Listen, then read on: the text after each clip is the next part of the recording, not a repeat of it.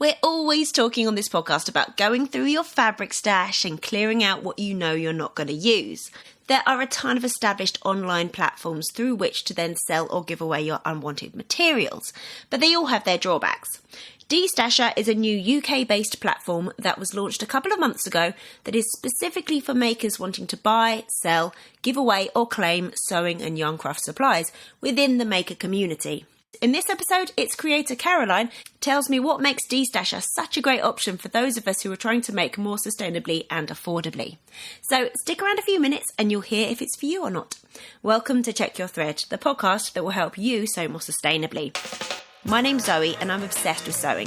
I've been blogging about it for over 18 years and I'm the creator and host of the popular Handmade wardrobe challenge, Me Made Make, which is still going on now. But like many people, I've become increasingly concerned about the climate and ecological crises, and I'm looking at the way that my lifestyle contributes to them. So in this podcast, I'll be nerding out about making clothes whilst exploring how to minimise the negative impact that it may have. I really hope you'll join me in this journey. Hello, lovely listener. How are you doing? I have got really stinking hay fever at the moment, which is why my voice probably sounds a little bit weird. But anyway, thanks for choosing to listen to this episode.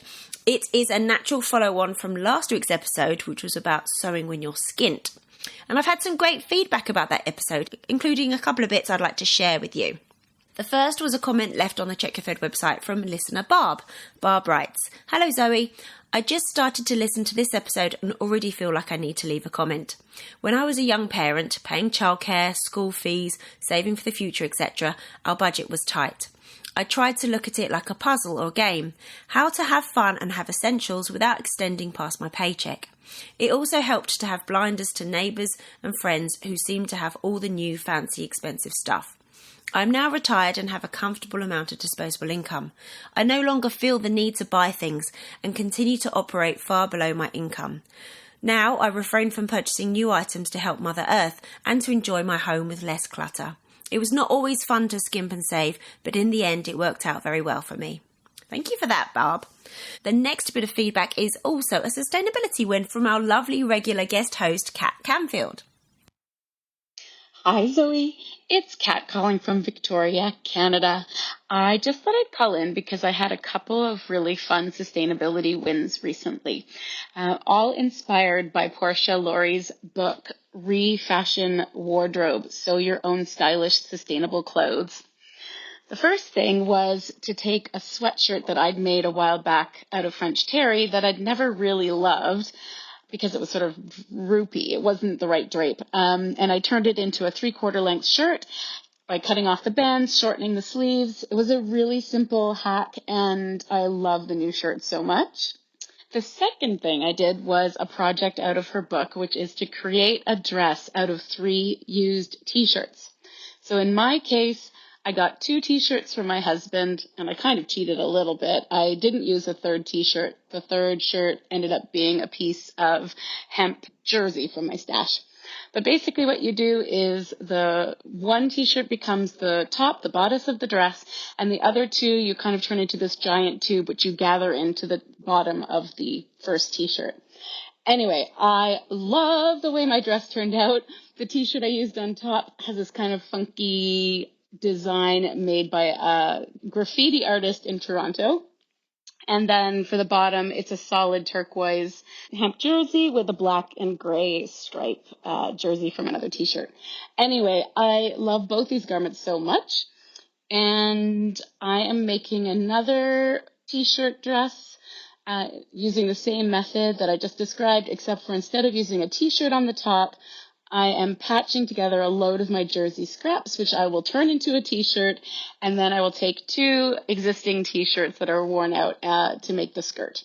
Anyway, thought those were super fun tips. Also reminded me of your recent episode this week about what to sew when you're skint, because this really has cost me no money at all, because all the supplies I had for the garments were in my house, just used some thread I already had on hand, and done. Anyway, hope you and your listeners are all doing well.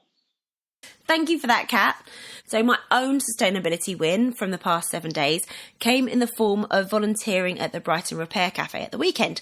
So a guy came in with a bag that was designed to hold fencing swords and equipment, and it had a very bust zip. The bag was huge and apparently cost 400 quid, so chucking it out would have meant a lot of synthetic materials going to landfill and a big financial outlay to replace it. So he decided to bring his son's bag to the repair cafe as a last-ditch attempt before chucking it. And long story short, I was able to fix it. I don't think it will last forever, but it should last some more months. Plus, I got to learn and test out a couple of new-to-me mending techniques relating to zips, so that's cool too.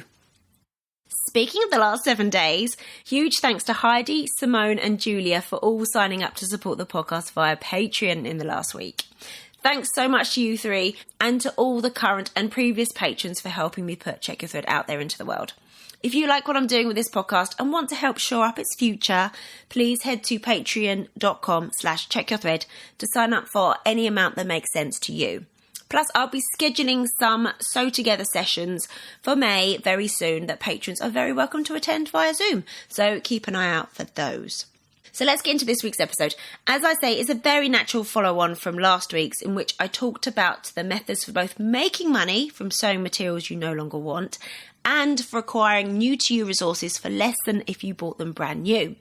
The Destasher platform is super new, so it's a really exciting time to sign up and get involved and offer up any feedback or ideas that you might have to make it even better for makers in the future.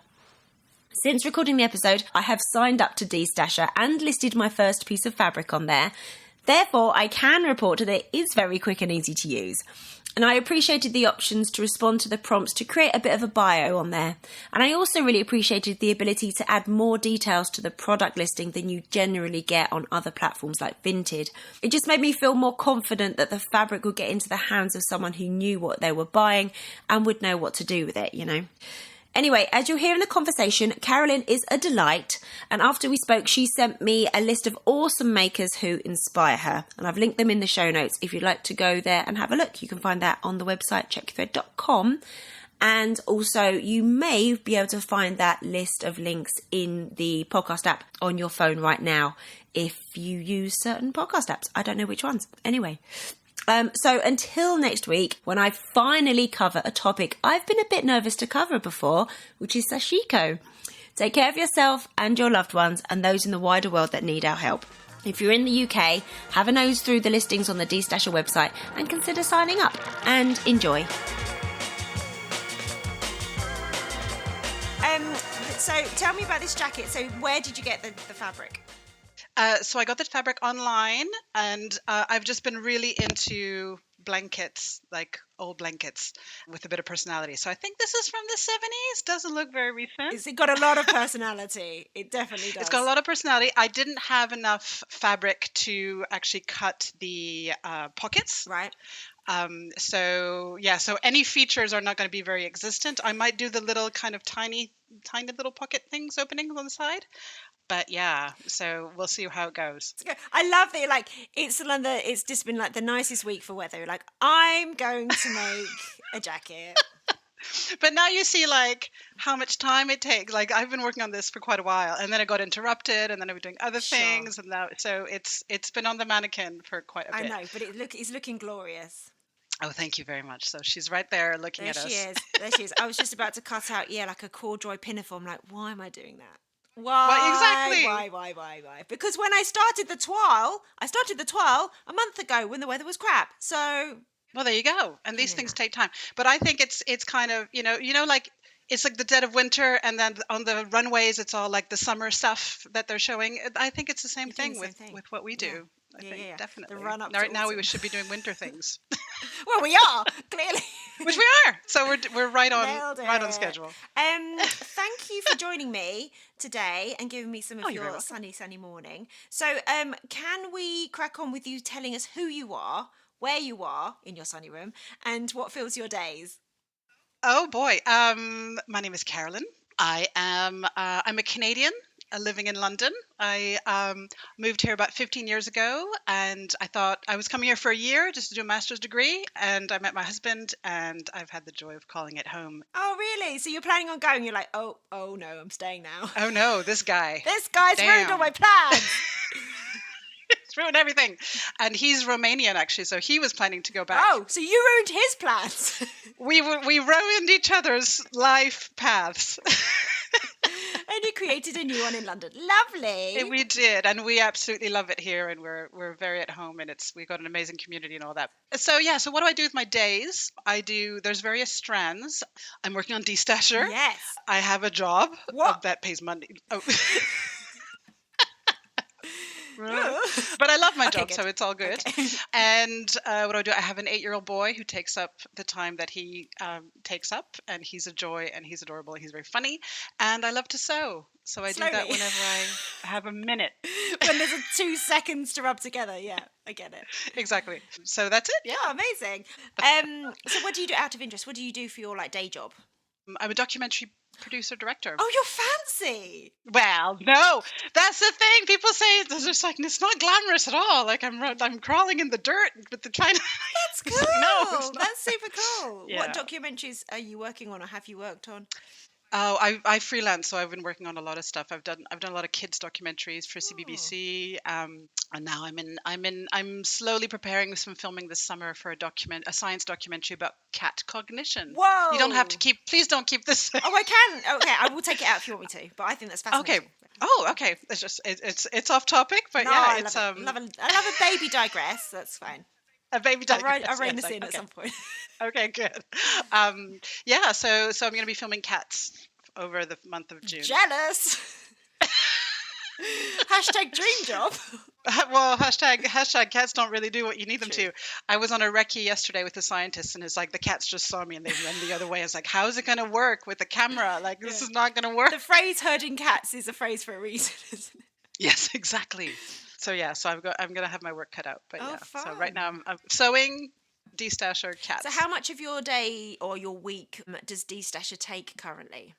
Well, at the moment, it's kind of like we're starting up. It's like the platform just launched like 6 weeks ago or 7 weeks ago. So it's just about getting the word out and having people try it and build the inventory and seeing how people interact. So it's a lot of kind of the social media stuff and just kind of spreading the word and sending emails out and all of that. So right, so you're here to talk about Destasher. I'm very excited. It's new. It's a baby. We can get on board. It's a baby. At this point, which is very exciting. So what is it and how does it work?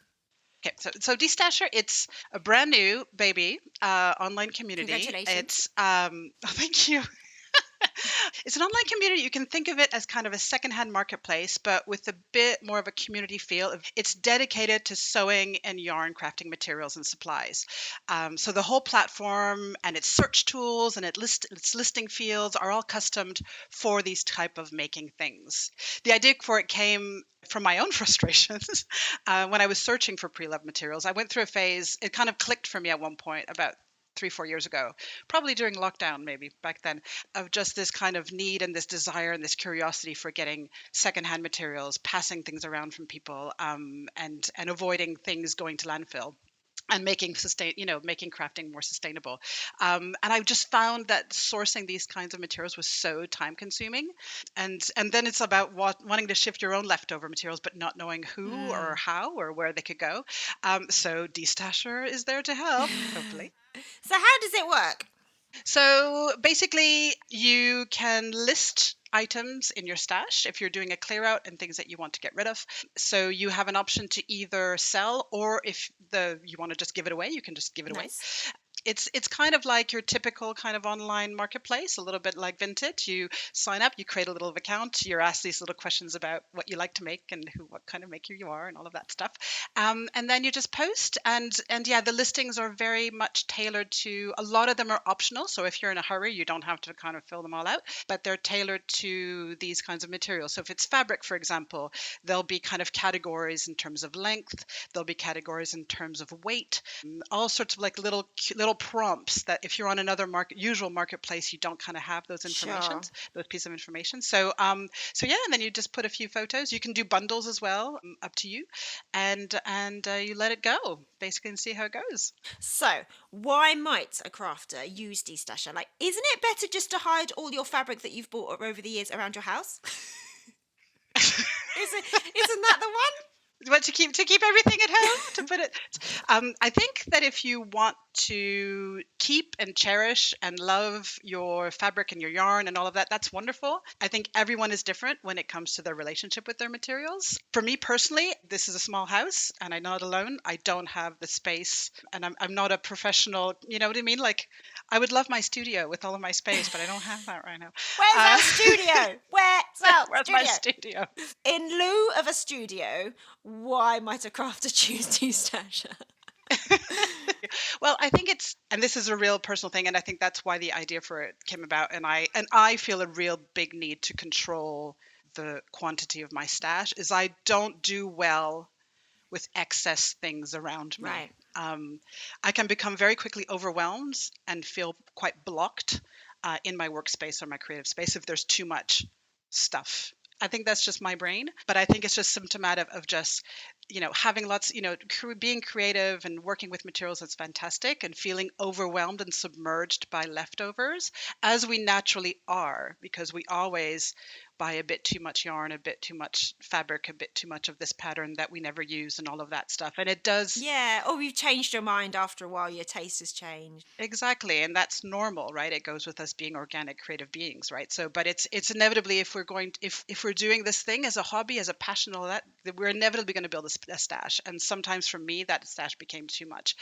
I think you mentioned in your podcast last time that you were shifting things on Olio, and it felt really good, right? So it's kind of like, It's so nice. Yeah, it's so nice to know that, because, if you take something to a charity shop, for example, you don't always know if it's going to actually even be put on the shop floor, let alone reach a person who then wants them. But if somebody's had to actively request or buy an item, you know that they actually want it. It wasn't an accident or something that they're going to regret. So absolutely, because we've got that I don't know, I don't want to say responsibility, but responsibility for the things that we've consumed, whether or not we've chosen to use them ourselves or we've chosen to pass them on, haven't we? Yeah, absolutely. It's that question of kind of like, okay, all of these things I don't need, I appreciated them. I don't need them anymore. How do I make sure that they go to somebody who's for whom it's going to actually be to good use? So that was the question that I was kind of struggling with, and all of that. Exactly, the charity shops. You bring some bundles, you bring some stuff, but it's kind of like, I've been to charity shops, and you look at their textile section, and you look at, there's a certain type of thing that they know they're going to put out for a certain, Yeah. If it's not a craft or a scrap store or other things like that, it's quite hard to figure out where to bring. Yeah, and there's no guarantee that the person that's working, the volunteer that's working that day, even knows about fabric, or that this thing even has some sort of value or could be useful for somebody, and it might just end up in the bin. Yeah, absolutely, definitely. So yeah. And also, if you've put a load of money into buying some lovely fabric, and even if it's not for you anymore, wouldn't it be nice to get a little bit of that money back to then buy some other stuff?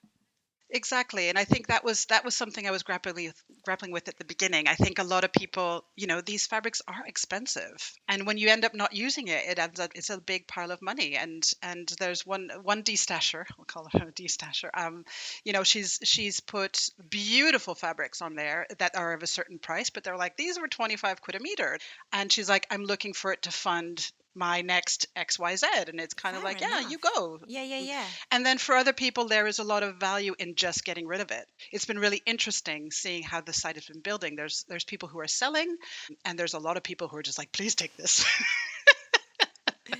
So, what would you say the benefits of using Destasher as opposed to using people often destash on Instagram or via eBay or Vinted, or I don't know, there's probably some other platforms that people use as well to get rid of unwanted resources. Why would we use Destasher?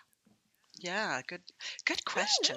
Oh, And this is, I don't want to poo-poo on any other kind of site or platform. We don't have to poo-poo. We can just... We're not poo-poo. No poo-pooing today. No, we're just lauding the additional benefits. Yes, exactly. No, because I think all sites have things that they do really well for certain types of Yes. things. I have looked through this and thought through this and actively gone on all of them. I'm sure you have. I love sellers on Instagram, and I love the specialist sellers and what they sell. I can never be fast enough to be there at the certain time when listings go live and I've just missed the boat and everything is gone. The larger platforms are great too, but their stuff is so vast and their search tools aren't customized for making They're materials. not, are they? So Yeah, I you just listed some no. bits of fabric on Vinted, and yeah, the categories, it's like colour. Okay, but then beyond that, it's there's no category for like, is this swimwear? Is this jersey? Is this woven? Like, what thickness? It's just fabric. You can just look through fabric. Fabric. Okay, Exactly. that's And broad. I've searched denim sewing fabric or blah blah blah sewing fabric, and it's all mixed with like other stuff that's really not fabric. And that's the kind of time consuming pain point for me of just like, come on. Yeah, if you've not got But time, it's you're just like, but I get it. It's a site that's so vast, so broad. I think it's great for certain things. Like it's the go-to place I go for when my son needs a new set of pajamas. Absolutely, like that. I need navy school trousers, size 8 to 10 or whatever. Yeah, Exactly. But so that's the pain point for that one. And then Facebook groups, they're great if you're lucky, but I've always found them quite inconsistent and really hard to navigate. There's some great stuff out there. It's just kind of like in the way I work and my brain works, it's always been hard for me to kind of find stuff. So there's all of those little things that you go, okay, like, is there a better way to bring everybody together for something to be easy, streamlined, search tools that are customized, and all of that. Now, I do want to stress that Destasher is still a baby. She's still a baby. Be gentle with her. She has her moments. So we've got a lovely bunch of users, a lovely little inventory that's slowly growing, but we don't have the inventory like anything similar to Vinted or any kind of large marketplace. But I have to say that items are moving and people are listing and grabbing. Like, it's my biggest fear was like you put it out there and tumbleweeds, and they will not come. Like but they are coming, and there's a real lovely buzz around the platform and a big community feel, and like people are throwing in stuff to help each other out. And I think because it's maker to maker, there seems to be kind of an element of trust and community. Like, it's not just a transaction, it's something else. Yeah, people coming together to help each other out. So I think that's been really amazing and really lovely. And really not surprising, but just really heartwarming for me. Yeah, for sure, because I'm sure that it's taken a lot of research. I mean, the website, it looks beautiful, by the way. It looks really nicely designed. Like, it's not something you clearly knocked up on a Saturday afternoon. Maybe a couple Saturday afternoons. It looks really good. I've not used it yet, but I plan to. So I haven't had the opportunity to kind of use its test its functionality. But in terms of ease of use, it looks really well designed, and it looks really clear, and it does look welcoming and warm as well. Oh, thank you. That's great. And yeah, again, it's not going to have all the features that those big marketplaces have. It is kind of a V1. It's just it's basically, it's out there just to see how people use it and see how people interact with it and what people like. And what we've been doing is, for anybody who's kind of doing a transaction and all of that, we just get their feedback and what they would like to see on the platform, what kind of features we could develop in the future. And people have some really great ideas, like a forum where people can say, I'm looking for this, or does anybody know where I can find that, or something like that.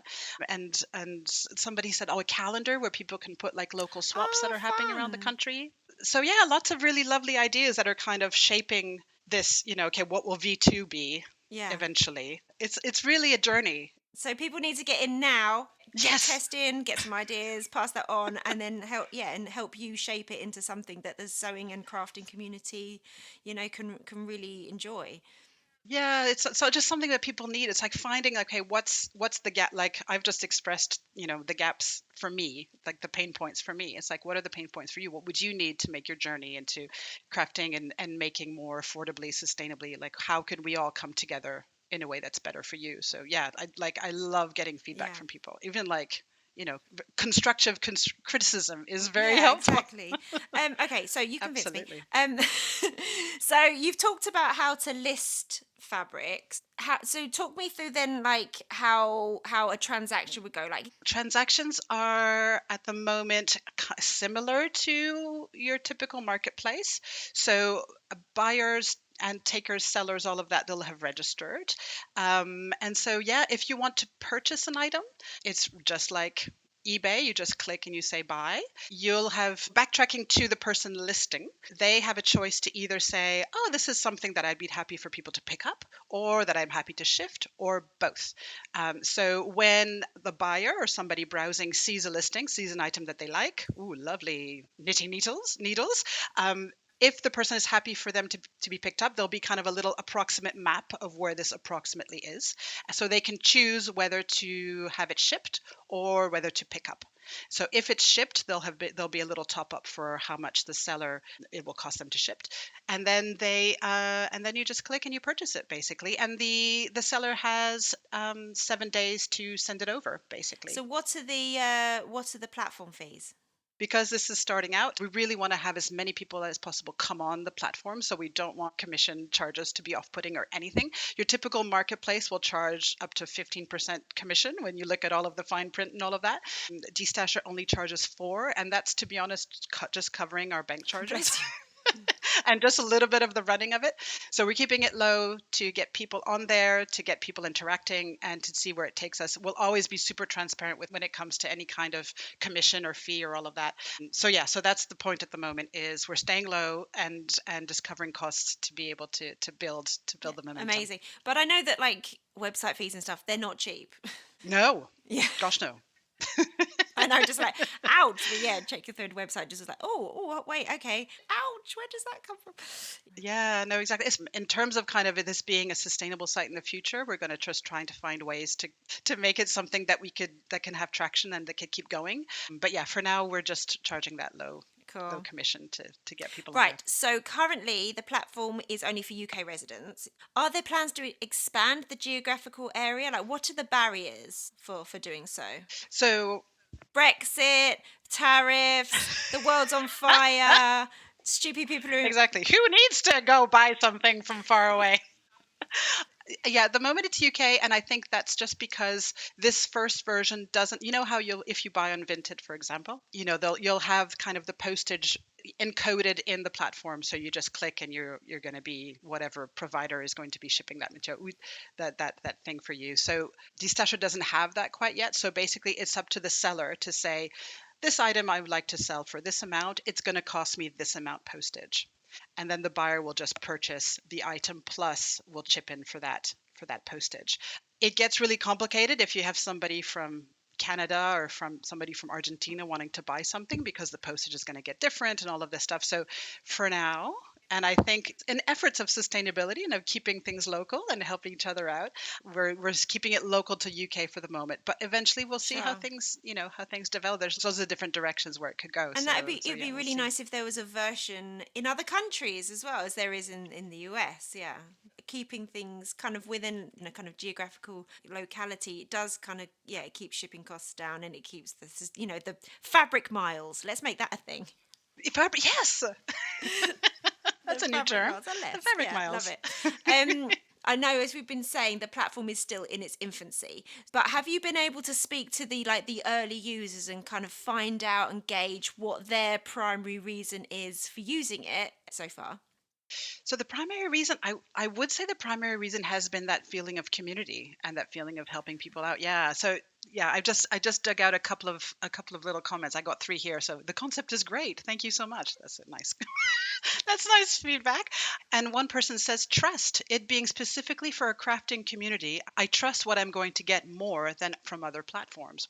Yeah, because I think when you are buying something from, say, Etsy or Vinted, I don't know who it's from. It does.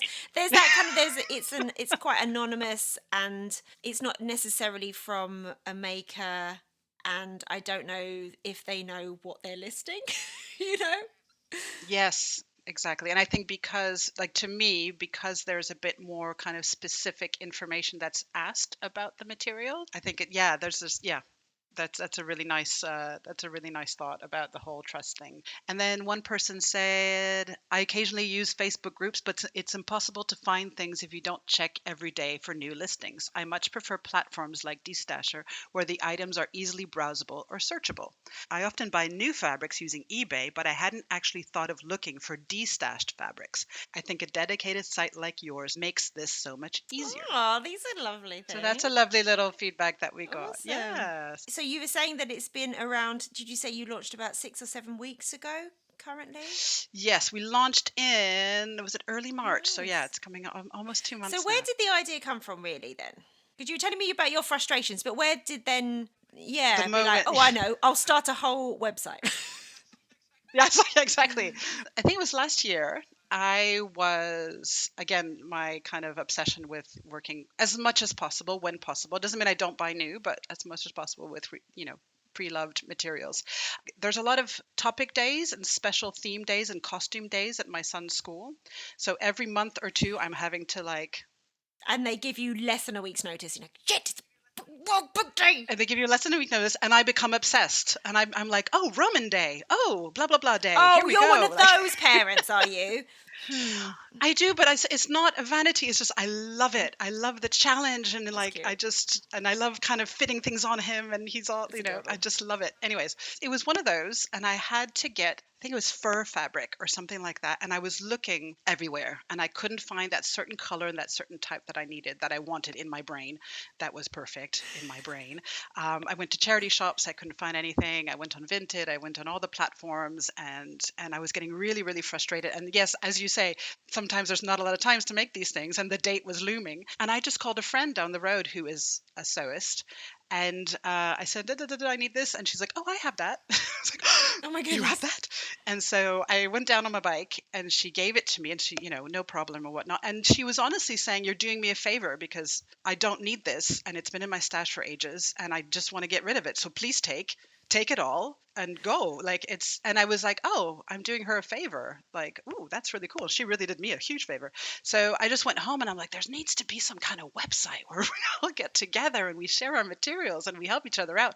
And that's how it was like, oh, Oh. so that's how it all came about. And I just started talking about it with my husband, and he's like, why don't you do it? And it's like, because I've never done anything like this before. And he's like, that doesn't matter. You do lots of things that you've never done Oh. before. Just do it. I was like, okay. Oh, that's lovely. So there we go. So the costume was complete. And And a new yeah. whole side hustle has begun. So what are your hopes and dreams then for Destasher? Oh gosh, so many. So many ideas. Yeah, first again, we're building the site with the members and planning how it could grow according to their ideas and what they need. So yeah, again, they've talked about the forum where people can, shout out a bit. Like I think they do that on FreeCycle of just like, does anybody have this, please? I'm looking for this or whatnot. Yeah. Or anybody have any suggestions for where I could find this or that? A calendar where we can put material sharing events and happening. Oh, can I make a suggestion? Oh yes, please. Put a bit where people can have requests. Because they might be Yes. like, I need 2 meters of red fold over elastic or something. And someone might not have thought to necessarily list that. Exactly. yeah. Yeah, exactly. That's it. On the forum, you put, oh, I'm looking for this. Does anybody have this? Please help me out.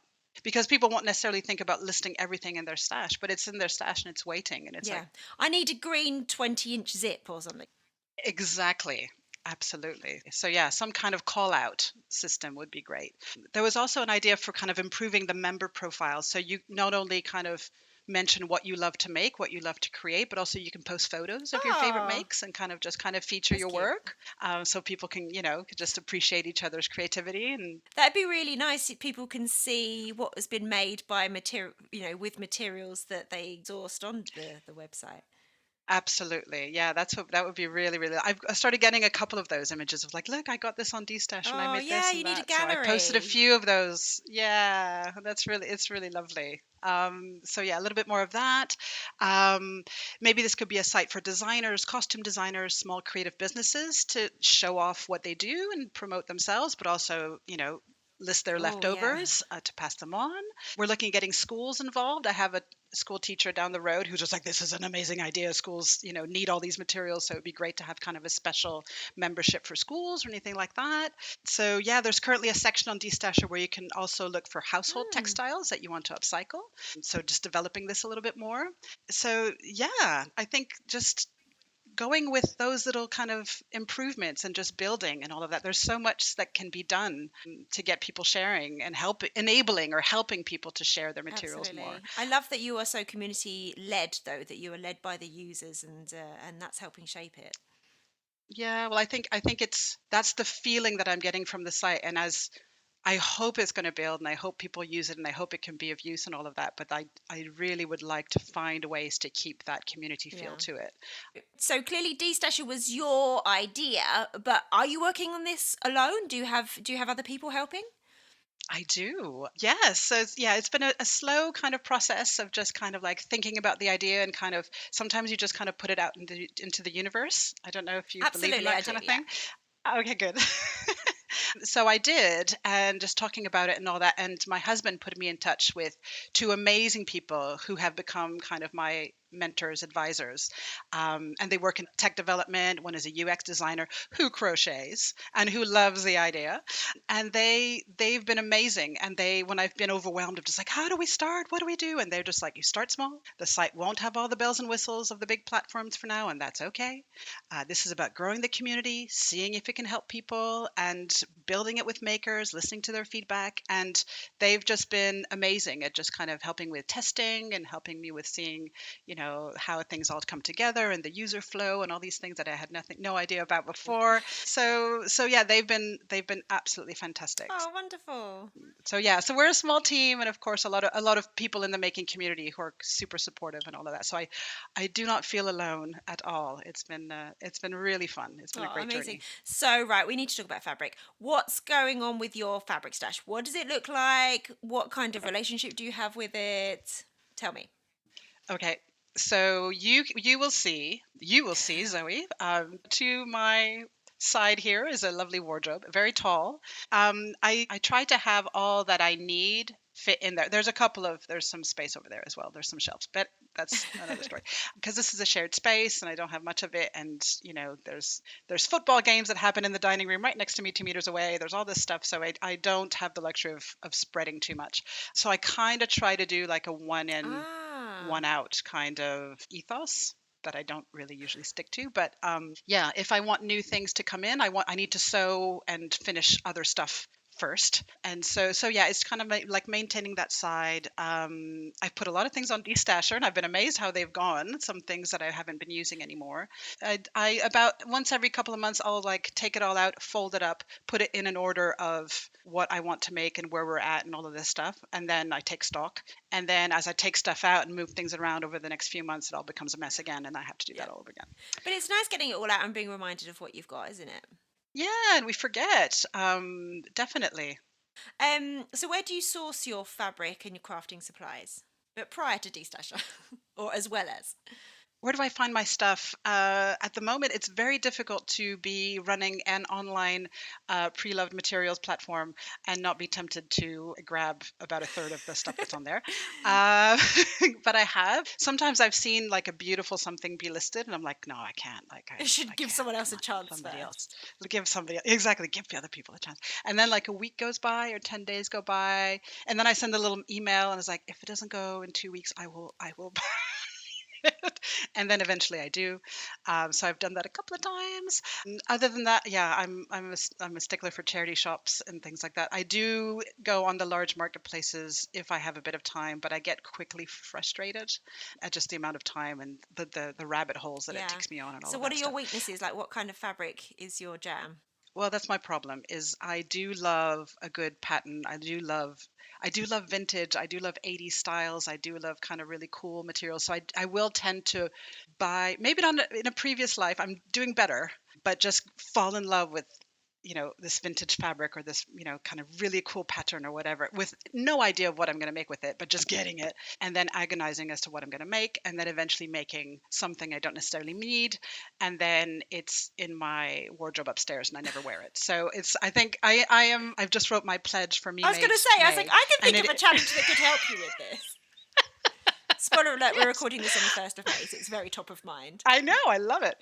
And it is going to be to go back to my me-made wardrobe and to plan a sew list of other pieces that can complement, work with, bring together the kind of more statement pieces that I have, so I can actually wear them. Because like I'll have this like crazy lovely blouse, but none of my trousers go with it or whatever. So I think it's about finding those kind of little more set pieces, you would call set pieces. No. So it's figuring out those set pieces that are going to help and complement and work with. So you have fewer wardrobe orphans. Yes, exactly. I never thought about wardrobe orphans, but I have quite a few of them. During lockdown, I just made loads of summer dresses, and I never wear dresses. So, or very rarely. So it's kind of like, no, I got to wear these. And like, okay, now I need a little jacket that goes with most of them that I can, you know what I mean? Because I have nothing, so I got to plan better. And so that's the plan. That's the Me Made May. I love it. I love challenge. it. I just had another idea for your site. What if you had a section where people could sell their unwanted me-mades? Yeah, I thought about that because it's like, oh, this is about materials and perhaps not about garments, but I think that could be a really lovely idea of it being me made. Yeah, no, that's a really good idea. Because I've sold some bits on Instagram, like via my stories, but when you put them up in your stories, it's only visible for 24 hours. So you just have to be lucky that the right person in the right size with the right same sense of taste was watching. Yeah, exactly. Well, you can save them, but then they become in that thing and people have to actually search. They won't come across it. So yeah, that eventually could be like a V2, V3 like edition. That could be really, really fun. Yeah, absolutely. And I love stories. I think that's why I'm so drawn to pre-loved things. And our house is all from yard sales and stuff, like all of our furniture. It's like I love knowing the stories of where things have gone. And if something is me made, that it does have a story because it comes from you and your creativity and the ideas that you had at the time, and where did you source those materials and what was all that. I think that would be really special. Okay, so aside from using Destasher, what are your top tips for listeners who would like to sew more sustainably? That's a tough one. Well, I love making things, but like you, I've become really aware of how much waste it produces. And I think, yes, there's Destasher. Just put things on Destasher. But there are also so many makers out there doing amazing things and upcycling and reusing bits and pieces and saving materials and supplies from landfill. And I would say just be curious and get excited and inspired by this movement. It just really feels like there's a movement these last few years. And are there any accounts or makers that you would recommend that we check out? There's so many. Can I think of a list that you can maybe put on the page? Absolutely, yeah. I'll put some in the show notes. You can message me later with some of the makers and sites and accounts that inspire you, and then we can add them to the show notes. Absolutely, because of course now I'm drawing a blank. But I mean, and also, like, I just want to stress, like, if you fall in love with fabric that's new, by gosh, like, go for it, get it, like, and love it and enjoy it. I'm not out here to shame anyone. Like, I think there are some amazing new fabrics out there that are sourced responsibly and brought by sustainable businesses that are just amazing. So I think it's just about keeping a curiosity as to where materials, your fabric, your yarn all come from and what it's made of and where it's going to go after you no longer want it. So it's just about getting a bit more aware about that and making the best decisions that feel right for you. When it comes to your creations. So amazing. So where can people find you and learn about Destasher and your own making activities? The Destasher website is www.destasher.co.uk. So come on over, have a look, have a browse. We're on Instagram at Destasher_UK. And so, those are the two places to come check out and see if you'd like to join us. We will. We'll see you there. Yay! Thank you so much, Carolyn. Thank you for your time. Thank you so much. Thanks so much for listening. I really hope you enjoyed this episode and are left feeling inspired. For more info about the podcast, including show notes for this and every episode, head to checkyourthread.com. I'd love to hear from you, so if you have any comments, questions or ideas for future episodes, please get in touch by emailing zoe@checkyourthread.com or find me on Instagram @checkyourthread. Massive thanks to Patrick Potter for production support, to Sylvia Seller for the awesome logo design, and to Simon at Palm Skin Productions for the music. This ad-free podcast would not be possible without listener support, so if you feel you are able, please consider signing up to the Check Your Thread Patreon. For the equivalent of buying me a coffee each month, you'll be making it possible to continue producing regular episodes. Links can be found in the show notes and on the website checkyourthread.com. I hope you'll listen again next week. Until then, take care. Bye!